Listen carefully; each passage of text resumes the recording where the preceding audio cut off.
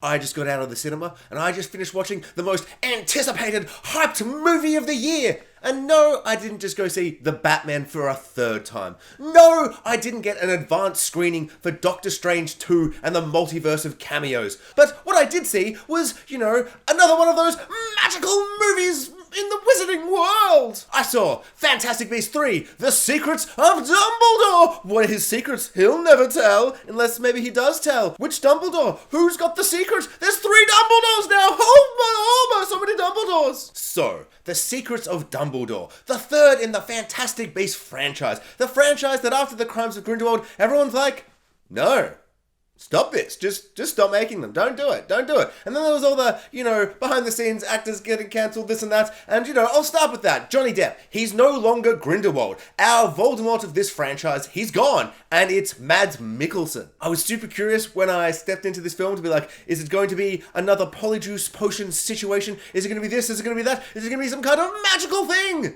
No. Johnny Depp has just flat out been recast. There's not a single second that hints that he's ever looked anything other than Mads Mikkelsen. And now we've got this bizarre franchise where in the first film, Grindelwald, who I guess looked like Mads Mikkelsen, is like, look like Colin Farrell, because that kind of looks like me, sexy, cool, got the hair, all that stuff, just looks like a normal, regular man. And then he's like, actually, I'm Johnny Depp, Grindelwald, I've got an albino look going on, I've got double different eyes, I've just got a whole lot of things going on, got a weird, crazy accent, and now I'm just sexy, charming, cunning, malicious, evil, but somehow soothing and beautiful and amazing Mads Mikkelsen.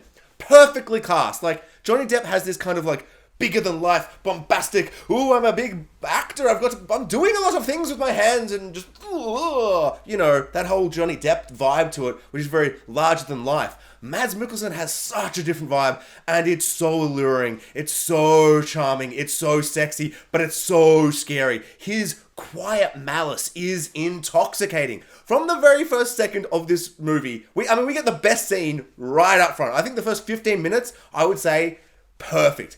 The first 15 minutes, I was like, oh my god, is this going to be better than like a Harry Potter movie? It's not. It starts to kind of lose its way in the middle, and there's one character in it that kind of almost ruins the whole film for me. She knows who she is. That accent, I will never forgive that accent. But we get this amazing scene where Dumbledore sits down, Grindelwald sits down, and they just have an amazing discussion. Grindelwald has just this charm about him now. The way he talks, the way he kind of, tricks people with his perverse words and stuff. It all just really, really works. And then just that malice creeps in where it's like, can't you smell all these muggles about here? And he's just so, vile and evil, and it's just exceptional. And right off the bat, Dumbledore isn't tiptoeing about in this movie. Everyone's like, why did you make a blood pact with Grindelwald? Now you can't hurt Grindelwald. Like, what's going on there? And he's like, I loved him and his big penis. I loved him so much. And everyone's just like, no one in the audience went, my brother did, but I think he was being kind of sarcastic. He didn't like it, but he's wrong. You're wrong, Tim. It was amazing. There was magical beasts and stuff, and they rigged elections. Because that's what happens in this backwards, archaic universe. You've got a little chilling thing, and it's like, who's going to lead our whole thing? Let the animal thing decide. It knows your soul. Actually, I say it like I don't love that. I love that element. But yeah, overall, the best aspect was Jude Law's Dumbledore. He's back, but he's got a lot more to kind of sit with and, stew with acting-wise and all this. And Grindelwald. And just all their interactions, all their scenes alone, just spectacular. Now, the main story is we've got a big chillin', something like that. It's the most magical beast that's ever lived, and it gives birth to twins, and the bad guys think there's only one, and they grab it, he kills it, and now he can see the future! I loved the introduction to these Chilean magical beasts, and New Scamander, he's running through the forest, it's all dark, and then you see a big creature, and you're like, oh no, it's sore, it's sad, and then he gives birth, and you're like, oh, it's so beautiful and magical, and just really, really nice, and then just BAM! Havana Kedavra! And just bam, dead, everything's dead. Bloody Credence comes in, or Credence Dumbledore, or whatever the hell his name is now. Him and his magical goons of charismalessness, they come in and they're like, bang, bang, bang, bang, bang! And, they're shooting gun bullets out of their bloody wands like they do in the David Yates movies, and they chase him through the forest, and it's just a big explosion of action and stuff, and they steal the little baby goat, magical Chilean thingy, bobby, lamb looking thing, and it's just such an exciting, shocking, amazing start to the movie. you're just reminded how great Newt Scamander is, the man who just loves all magical beasts, and it's just such a terrifying start where you're like, what is going on with these animals? And so we find out they are the most magical beasts that ever lived, and if you kill one, you can see into the future and stuff. So the whole film, they're like, we've got to be misdirecting and just doing lots of random nonsense everywhere. And it's really, really fun. I love all that stuff. I love how they're just like, we can't tell you what's going on, audience, because even the characters don't know. We're just going to run about, and we're running about everywhere. So in the first one, they're running about New York. The second one, they're running about Paris. And now in this third one, they're running about in Berlin. Get it? I get. Oh, yeah, okay. Interesting choice to set it in Berlin. And to end that opening amazing scene, we get this spectacular animal that's like this little thing, and it's blowing up like a big blowfish, and then it goes, whoop, and it sucks itself in, and then big wings, and it just takes Newt Scamander away, and then it goes like, dun, dun, dun, dun, dun, dun, dun, dun, Secrets of Dumbledore, and I was like, chills. I was like, oh my god, what is this movie? But beyond then, we didn't get like any big magical beast moment except for a big terrifying scorpion death beast of doom with all the little skeletons. He's like, we do get one scene when Newt Scamander, clearly Eddie Redmayne in his contract, he's like, I'll keep making fantastic beasts despite the audience not wanting to see them anymore. I will still make them as long as you give me one scene in every movie where there's a big magical beast and then I do a big magical beast dance. And in this one, he's like, brother, do the dance with me. And the brother's like, I'm doing the dance. Newt, I'm doing the dance. You're not doing the dance as crazy as I am. Have more fun with it. And he's like, okay, only because I have to do it so I don't get killed by this giant scorpion. The brother's back. He's fantastic. I love how he's just big, charming, smug-looking face, like you could just punch him in the face. But I find him really charming. I love that he's kind of on board with Newt now. They're friends again after their estrangement in the first one, I guess, and that's been sorted in the years that have passed. Presumably, it's been years since the last movie, because in the other one, Credence's hair is like a bald cut, and now he's got big, long, flowing, sexy lion mane hair, and he's looking great, hair-wise. He's looking great, hair-wise, but, you know, in the film, he's all pale, and he's like, oh no, being a Dumbledore is so sad, oh no, and we get to the big secret! What's Dumbledore's secret? Well, it's actually not Albus Dumbledore's secret. I mean, I guess in ways it is, but it's mostly his brother Aberforth's secret. He's got a big secret. So Aberforth, he had a secret relationship years before, and that woman had to be sent away or whatever. Maybe there was a baby, but there was, and it was Credence Dumbledore. And so in this, we now find out that in the last 300 or 400 years, there's some kind of big number like, oh, we haven't seen an Obscurest for the last 5,000 billion years. And then bloody Newt Scamander's like, actually, I saw one in Sudan just like 3 months ago. So there's that person. And then the other two Obscurists that have appeared in the last 500 years were both Dumbledores. So the Obscurest is less of like a rare thing and more just like a thing the Dumbledores keep doing. Stop doing it, Dumbledores! Control your magic better! No, that's rude. That's mean.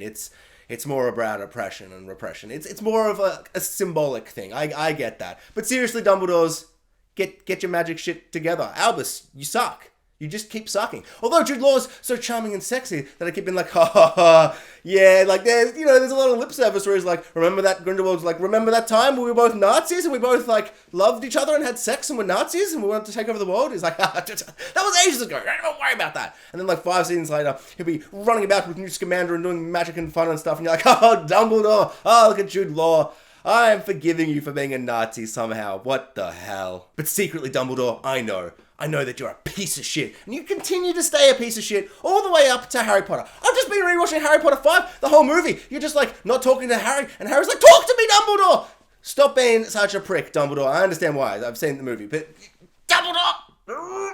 I'm padded up to here. But yeah, considering that Ezra Miller may or may not have been cancelled permanently at this point, and you know, they stopped production on the next film and all these things to do with the Flash and stuff, it is kind of interesting that this film wraps up in a way where I'm like, this could be the end of his arc. Like, I don't know, it's like not something I want to really think about, you know, like all the outside forces of all this stuff, but it is something that is plaguing these films continuously. But, you know, Johnny Depp leaving and Mads Mikkelsen coming in is the best part of this movie. So maybe dropping Ezra Miller and him not being part of the next film will be fine, because his arc feels like quite contained and done. Like, he's writing on a window and it goes through to Aberforth's window and he's like, forgive me, Dad, why don't you love me? I'm so sad. And Dad's like, forgive me? Oh no, I'm a shitty dad. And, you know, by the end, they all get together, they do a big hug, and he's like, do you love me, Dad? He's like, I've always loved you. I've thought about you every second of every day, son! You're the most important person in my life!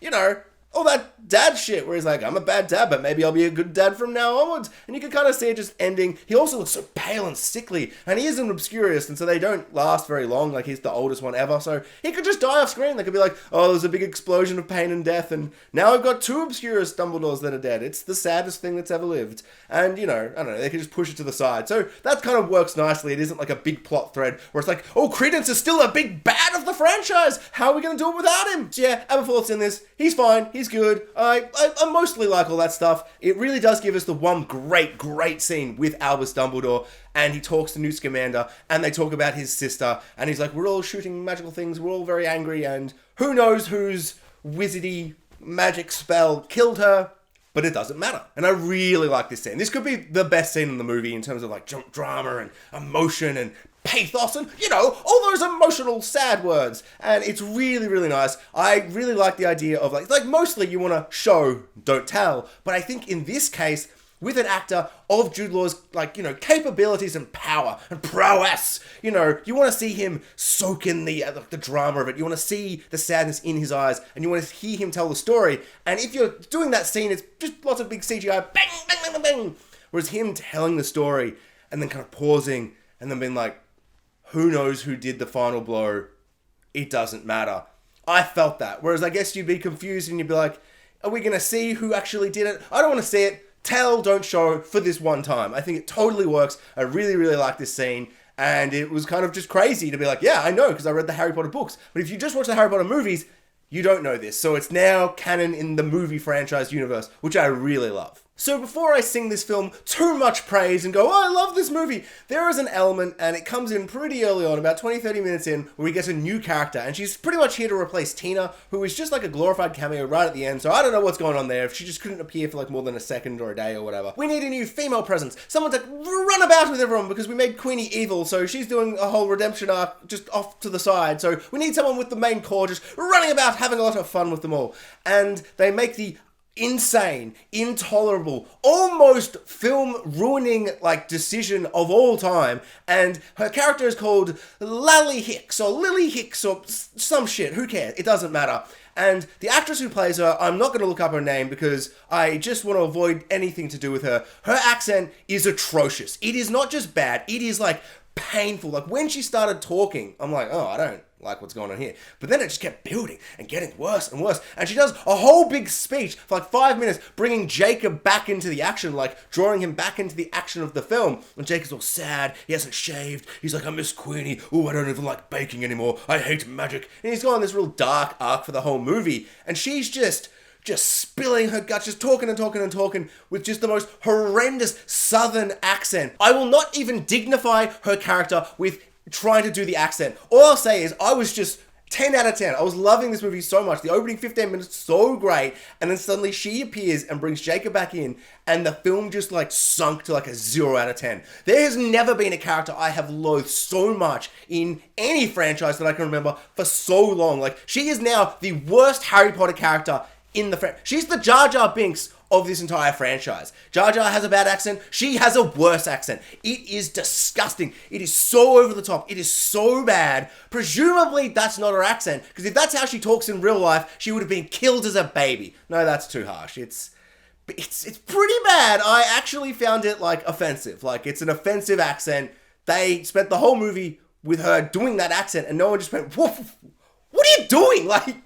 Shut up. Shut up! There are bits and pieces where she's like, I'm doing magic and we're running on pieces of paper and all this stuff. And she's great. She's not talking. She's just doing magic and it's really fun. And she's not terrible. But just that acting decision, the voice, I couldn't handle it. Every time she came on screen, I was a little bit I was holding my body, waiting for her to talk and ruin the scene. I actually found it impossibly bad. She is the worst character in Harry Potter of all of them. She's the worst in any of the Fantastic Beasts. I know everyone hates the Crimes of Grindelwald. There is no one doing anything as bad as she is doing in this movie. And it's so disappointing because she's taking this movie from being fantastic to being really, really good with just this horrific element that just weighs it down. And I've got to be honest, if I rewatch this movie at home, I'm going to skip her introduction scene because she talks for so long. It's so bad. Just the whole scene is terrible. She's like, Jacob, you're the most important muggle that's ever lived. You got to come back and be in this movie.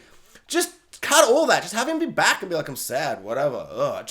I hated her so much. It made me physically angry in the cinema. Like, I was like, oh, they're ruining this movie.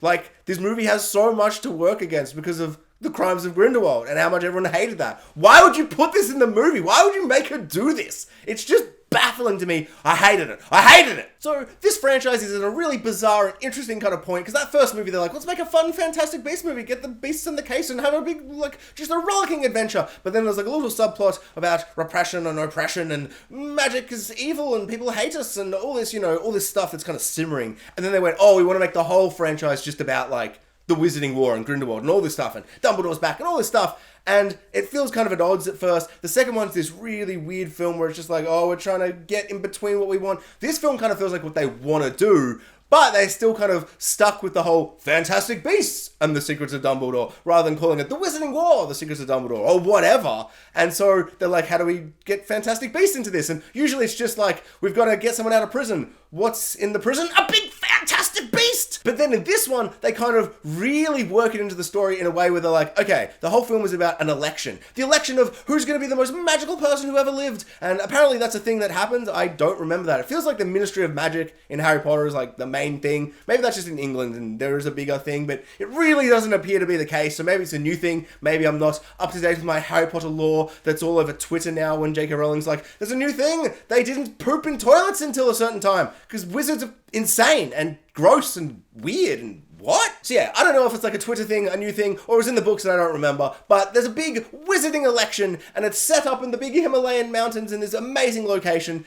and the whole film is like Grindelwald getting, rising back to power, and he's like not getting done for the crimes of Grindelwald from the other movies, and so now he's running in the election and he's kind of, paying everyone off. He's got the little magical beast that walks up to someone and bows, and they're now the magical president, leader of the universe, and all these things. And I don't know, just the way they're like, okay, so we've got an election and the whole film's going to be about, is Grindelwald going to like run for the election? Is he going to win the election? And he wins, but then he loses. How do we incorporate Fantastic Beasts? Let's just say the election is resolved and decided by just a little Fantastic Beast. And it's a really fun way to kind of introduce it. I love how archaic and old school magic just wizards are. Like, they've just got the most true, noblest creature that ever lived, and it's really, really rare. Maybe there hasn't been one for a while, so they've got one, and I love the idea that there's twins, and so they've got to find the good, pure one, and Grindelwald's killed one, then he brings it back to life with necromancy and evilness, and it bows to Grindelwald, and he wins, and everyone's like, yeah, Grindelwald, we're gonna kill all the muggles! But then, it's all the reveals happen, and then the true Chilean comes, and it's walking through the crowd, and Grindelwald's like, oh no, I have a feeling it's not going to pick me because I'm an evil Nazi man, and it's, it knows that shit. And so, of course, it's walking through the crowd, and I'm like, oh, it's going to either find Newt Scamander, Jacob, or Dumbledore, and then it looks up to Dumbledore, and it's like, "Bop, bop," and it bows to Dumbledore, and Dumbledore's like, no, this isn't part of my canon. I can't lead the universe and the world, so, pick someone else, you stupid little animal. Thank you, but no. Read the books, can't happen. Pick someone else. And of course it picked Dumbledore, because Dumbledore's, the greatest man who ever lived. Oh, the most wonderful wizard. But the moment that I really enjoyed with the little Chilean beautiful, fantastic lamb-looking creature thingy, and it picking Dumbledore. What I just love about that is Grindelwald's whole plot this movie has been, I've got the only Chilean that I think's the only one. I didn't know about the twin. I kill it. I resurrect it. I'm seeing futures through all its blood or whatever magic thingy thing. I resurrect it. It picks me. I'm now chief magical. I'm the big dog. I'm the big magical dog now. But then Dumbledore rocks up. He's like, actually, this is the real Chilean. And so, of course, the little magical beast, it picks his ex-lover who hates him. And he'd just be so angry. Grindelwald just be like, God damn it. Of all the people, you're going to pick Dumbledore, my ex-lover who hates me?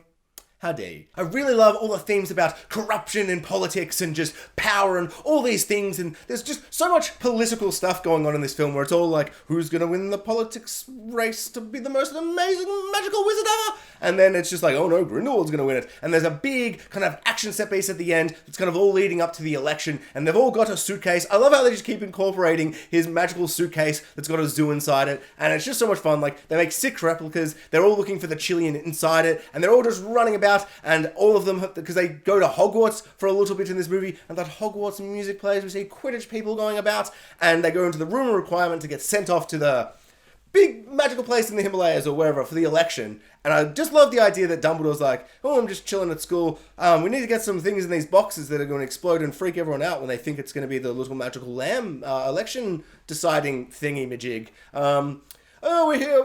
Let's just grab all these little cheeky Easter eggs and references to the Harry Potter movies. But it kind of works because they're at Hogwarts, and like, I guess they just have always had quaffles or bludgers or, you know, the big angry one that's always like, I'm going to kill you when we're playing Quidditch. That ball, the killer ball. And they're just exploding everywhere. There's pastries, because it's like, remember the other guy, the muggle? He makes pastries or whatever. And the pastries are exploding everywhere. And there's just a really fun, magical explosion of nonsense at the end. And I had a lot of fun with that. And then there's the usual David Yates, bang, bang, bang, bang, bang, where they're not really doing magic the way they were in the original kind of first few. They're mostly just shooting bullets out of their, wands. Bang, bang, bang, bang, bang. So, Queenie's back. She's evil. She's like, I'm reading minds for Grindelwald and all this evil stuff, but she seems very remorseful and like, oh, I've made a terrible, terrible decision. The whole film, she's like, I can't look at Jacob even when we're in the same rooms. I can't look at him. That sexy little muggle boy. And Jacob, he's got a wand, and he's like, hoo, I've got a wand. Oh, it's a fake wand. And then someone pretends to do magic because he's got to hide out and pretend that he's a wizard. There's a scene right at the end where he gets Cruciatus cursed, and it looks like when Grindelwald, like, he gets elected and he's like, there's a muggle here, he snaps his wand and he's like, I'm gonna kill him. Part of me, and I know they're not going to do this because the film ends with him and Queenie getting back together, it's all good and we're forgiven, it's a redemption arc for the character, and they get married in secret in the bakery and all this stuff. It's like, oh, this is so nice, oh, what a fun wrap up for everything. But part of me was like, if Grindelwald is going to end this movie elected, I think you should kill Jacob. Like, go dark. Like, that would be so intense. Like, I'd be so horrified. But I think that would really elevate Grindelwald into this absolute deplorable man. I just think that would have been really, really just crazy. But they don't do that. The film ends where he's like, can't wait to fight you again, Dumbledore, next time on Fantastic Beasts 4. The Crimes of Dumbledore and Grindelwald. The Crimes of Newt.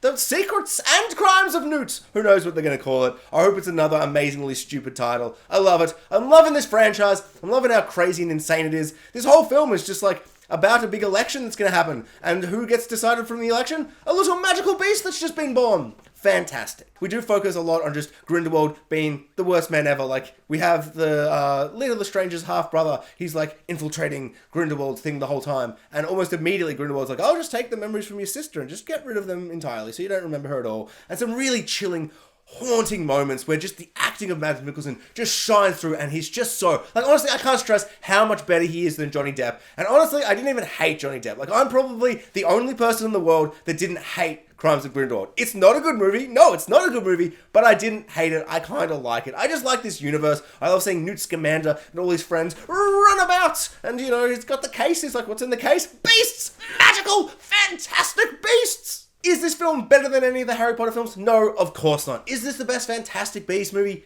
Maybe, probably, but the first one is pretty great as a standalone film. I really do quite enjoy that one. This one does have Mads Mikkelsen and Jude Law just killing it, just chewing scenery, just acting up a storm, which I really appreciated. 10 points to The Secrets of Dumbledore for recasting Johnny Depp and casting Mads Mikkelsen, the highlight of the film. But minus 100 points to The Secrets of Dumbledore for making that actress, Lily Hicks, whatever the stupid character's name is, just choosing that atrocious Southern, was it Southern? It was whatever it was the worst accent I've ever heard.